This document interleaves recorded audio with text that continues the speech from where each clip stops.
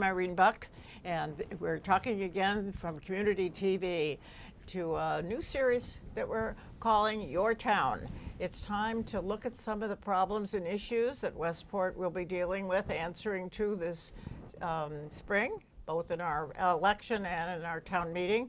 And I'm delighted today to be able to talk with Rene LaChapelle, president of Ralco Electric Company, a local resident and businessman. He spoke very clearly and very strongly at a town meeting a year ago about the building of a new addition to the Diamond School, and we'll be looking at that. But first, why is Westport home? Why are you here? Tell us about that. Well, I've been fortunate. My parents brought me here to Westport when I was very young, and around third grade. So I've been invested in the town of Westport for a number of years. Other than leaving town of Westport for a little over 4 years when I got married, I returned to my roots. Westport has been a town that's been good to me, both growing up, taking advantage of the old school. It used to be sitting in the grounds we're talking in right now, so it's kind of a comfort feeling to be here for that reason. Super. And I'm a business owner in town. I've been in business for more than 36 years. So when I say I have a vested interest in town, it is both as a homeowner, a business owner, a property owner of Westport, an employer of many Westport residents. And if it wasn't for this town and the school, of Diamond, me going to Diamond, I don't know where I'd be today. But well, that is certainly a fantastic thing to be able to say something happened that was that special.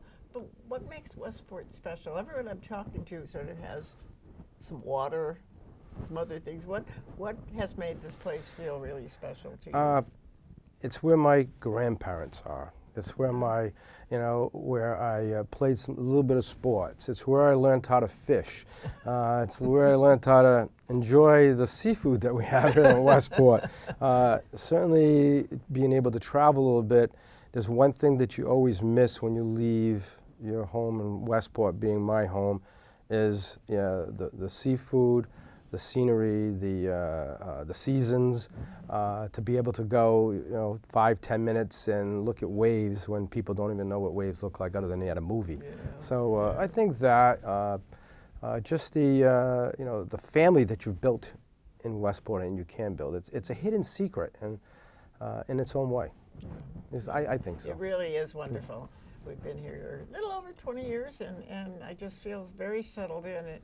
And all of the reasons you're mentioning, just so many more that make this place so important for the people that live here. And I think as a community, we're small enough we can get to know each other as we all get involved in different parts of the town. Because vast majority of the work that keeps Westport's done by volunteers, people that get on committees and work for different aspects, and you certainly did that last year when you promoted the work that's going on at Diamond. Now that started, we voted in Westport, and the other communities have all voted to support this beautiful new addition, and it's on our April 11th ballot because we still as a town haven't decided how we're going to pay for what we've committed to, and that's always the important question. How are you going to pay for it? I always say to my husband, there's a sale, and he'll say, well, what's it going to cost you?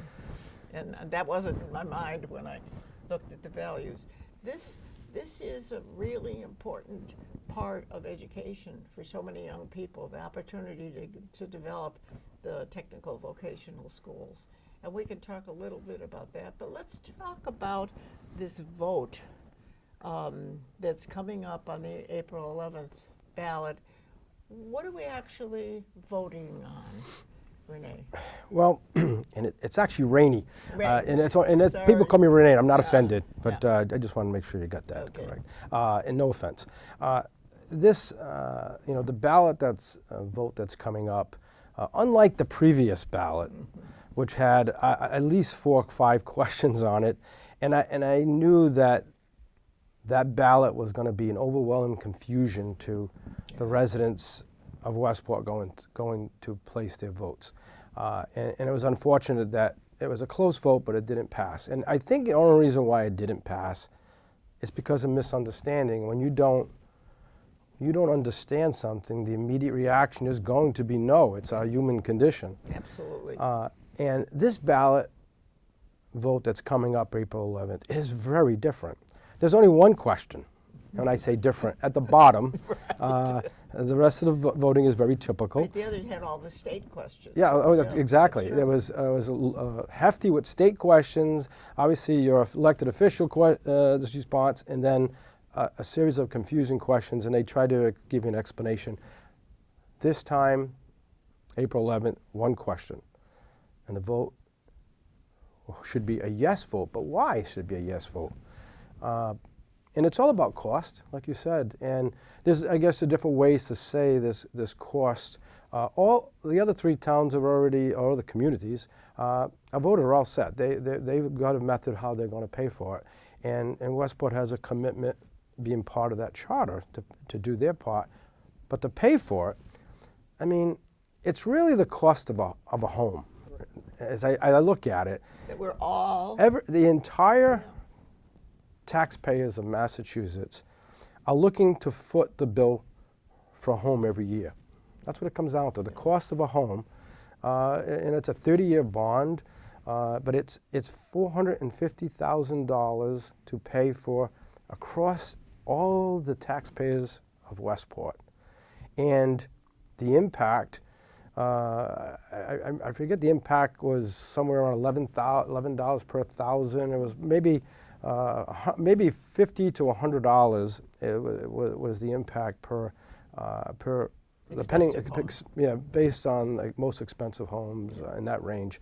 So to think that we're going to allow students to in Westport to accomplish the same thing I accomplished and many other people have accomplished living in Westport and going to vocational school, what's stopping this town to getting on board with the other three communities is realistically a smaller number than what's been expected, because people are thinking millions, and it's $450,000 a year across all the taxpayers.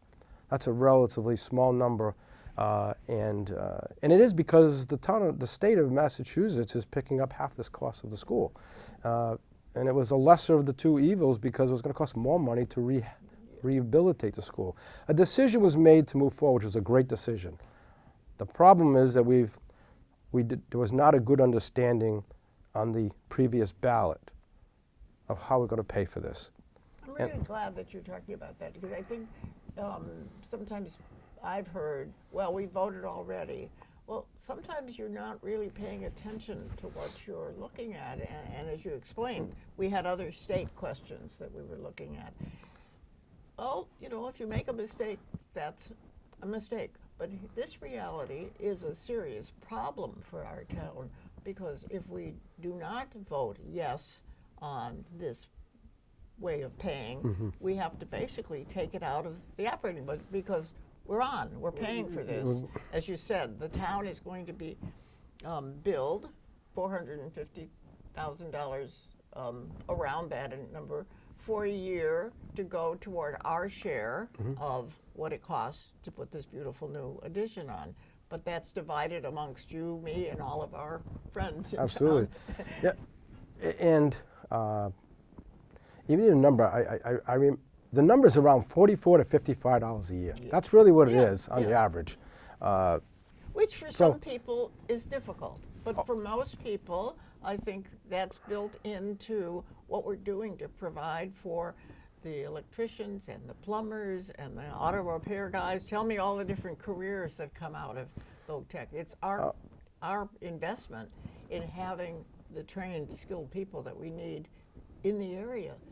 Like you went to school there, but you stayed here. I stayed here, and as I said, I think when I spoke at the town meeting, that many years ago there was meetings similar to that we're having when they were deciding for Westport, probably I'm not making an assumption here, Westport to be part of Diamond. Right. And I'm so glad that I'm sure there were many conversations, and they were difficult conversations, to invest in a school that would provide vocational training.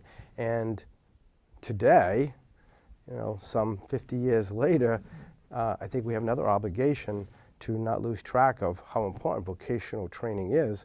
And as Westport's the smallest payer of this addition to the diamond is only at 5.3%. That's the slowest percentage, and we get the same benefit as any other community, sending students to Diamond to have the opportunity to do well in the trades. I know you can do well in the trades. I'm a living example, and I think I have an obligation as somebody I'd like to see and give back to the community that this is an important decision for us to make, because we're making it for future, this generations and the generations that follow, and there's a huge need, a dramatic need for vocational students. So to think that this decision is held up right now in this town for, even though it can be, it's not free, to think that, $44 to $55 per taxpayer is going to solve that issue is very different than I think was in people's minds at the last ballot. And not only as we said, there were a lot of state questions. I think the question for Diamond was very at the bottom, and you were drained. I was reading it, and I was like, oh, gosh. I think we do need help. I think that there is so much going on in the world that we live in, different ways that people decide is the correct way to live, and different decisions about what the future is going to look like and not going to look like. We're constantly, every day, filled with so much information, of which we can accept or reject, about how is the world going to operate when you come locally. And that's what I like about living in a small town, and I like living in a small New England town where I can go to town meeting. When I tell friends and relatives who live in other parts of the U.S. that we actually go to town meeting and we make decisions ourselves, these important decisions have to be understood. I'm always amazed when I go to town meeting and somebody asks questions to people that have been working all year.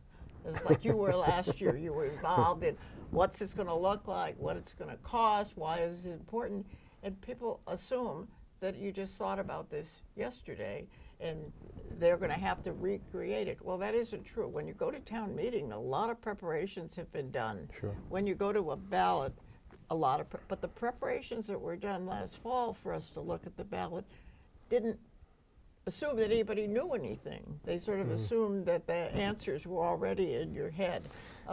We need to do homework, and I think that's what our conversation is about today. We're helping people to go back to the starting point of the town made a decision to continue being an active player in vocational training, vocational school. The town has an obligation to pay that, and it has a couple of ways to do that. That's what the vote's all about. Do we want to take it out of the operating budget and eliminate a fireman and eliminate some school teachers and eliminate guys clearing the road, or do we want to say, okay, let's borrow a little money and add it to our taxes in a way that, like you've made so clear, is a really small addition over the year.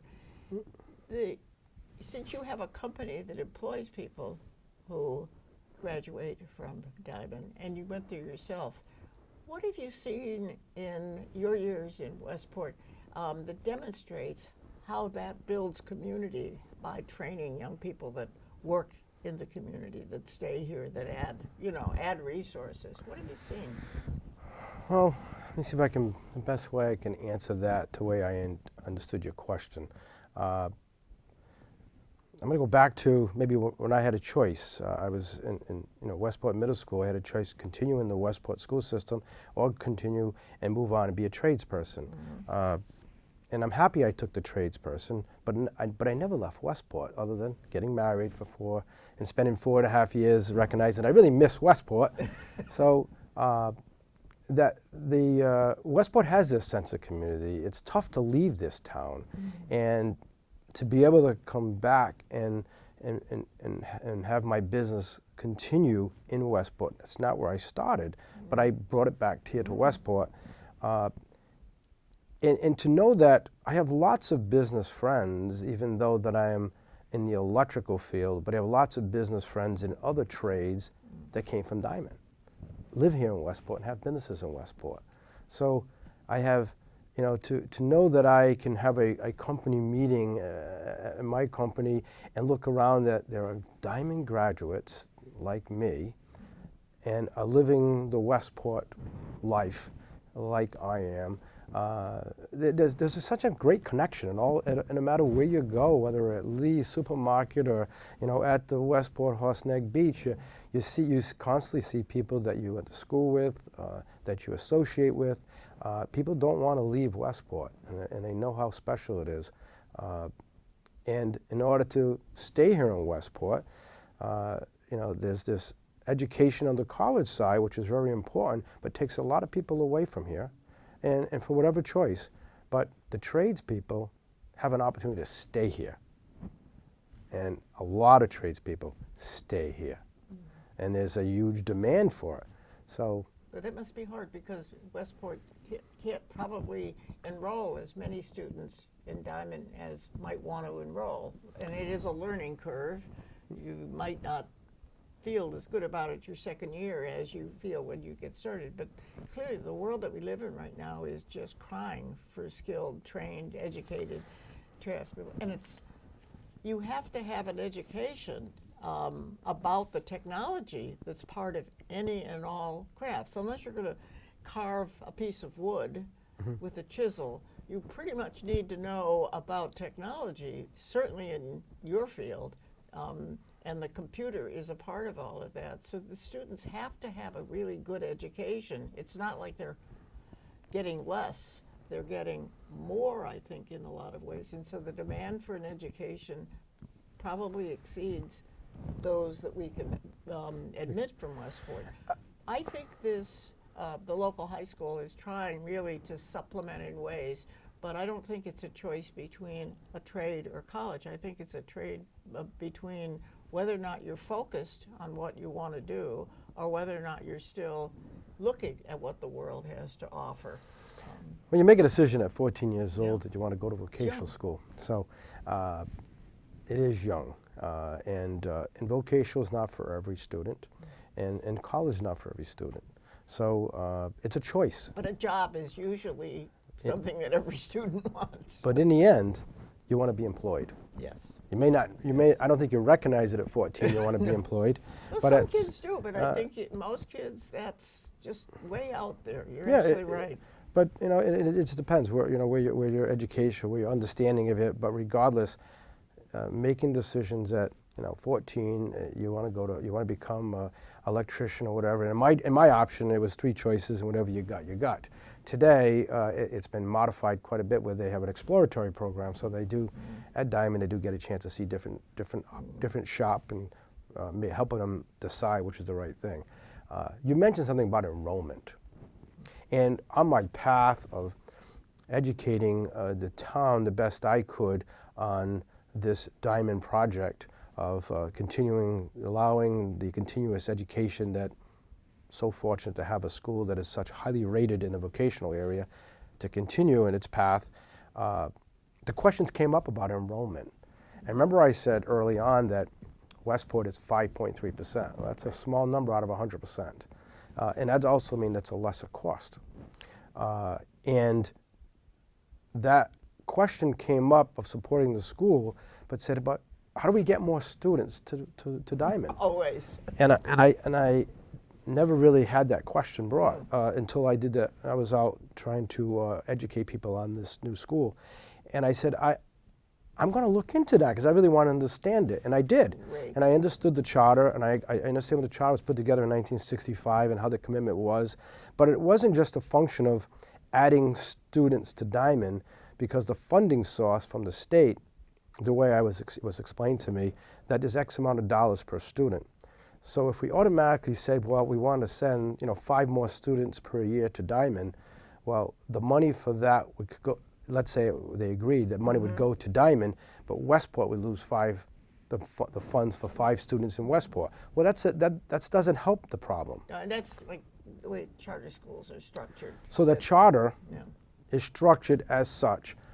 But if once this school, we can get beyond this ballot and get on board with the other 3 communities with a reasonable, expense and consideration what we're talking about, I think then the school committee can get together and discuss how do we change that enrollment process. That's I very made a wise, right? commitment to ask this question. I've asked this to a lot of important people about this, but we can't get there until we know that we've figured out and agreed that Westport is going to pay for the school, and people now hopefully can understand that it's not the $1 million decision every year that we thought it was. I think. Thank you. I really am glad we had this chance to talk about this today, because so much of our life is filled with huge numbers, debts and costs that are in millions and billions and trillions of dollars, and for most of us, that's a lot of zeros, but it's not a lot of cents. Yeah. And the numbers you're talking about are manageable. Like you said, it's what somebody would taking for a mortgage on a new home in today's world. And that is divided amongst the citizens and their property tax. What we are also talking about is a vote on the ballot in April 11th is a yes vote to make sure that we're not taking it out of the existing staff in the town, existing teachers in the schools. We have to have the roads cleared if there's a problem. Yeah, we you have can't. to have that. So I think it's a simple yes is the simple answer, and I'm really glad we've had a chance to talk about that. It's nice to get to know you and have somebody who is really committed to this kind of town you talked about, this community where we're all together. I think it's our town when we all get vested in what's going on and try to understand what does it take to make this work. A lot of choices for people. I hope they've been able to hear and listen today. Anything you want to tell people who are listening to our deep conversation? I'd say I hope that today's conversation maybe clarifies and crystallizes the fact that you wouldn't go and build a school or build a major addition on your house typically from money in the bank or your regular monthly cash. You would go to the bank and borrow money, and this is what this is. But this is a relatively, I think, for the amount of $44 to $55 per year for a taxpayer for what we're getting, and the commitment that has been around for 50 years and is gave the abilities to so many Westport students that may have either grew through Westport, went through the vocational school, and become successful whenever which way, business, working somewhere, or maybe moved on somewhere and then now moves to Westport because they can afford to move to Westport because they've got a trade behind them. So to take this out of a budget of covering our teachers and our community to take care of the roads and street and fire, that's just not practical. It's got to come out of the idea of going with this voting yes and letting that be a separate tax charge for that application. I think it's called debt exclusion. But no, thank you so much, and I really will remember what you said about the students who graduate and stay in the community and really build the community. I hope that everybody can find a way to do that because we all feel that it's a really special town. Thanks so much, Ray. Good to talk to you today. Thank you. It was a pleasure to be here.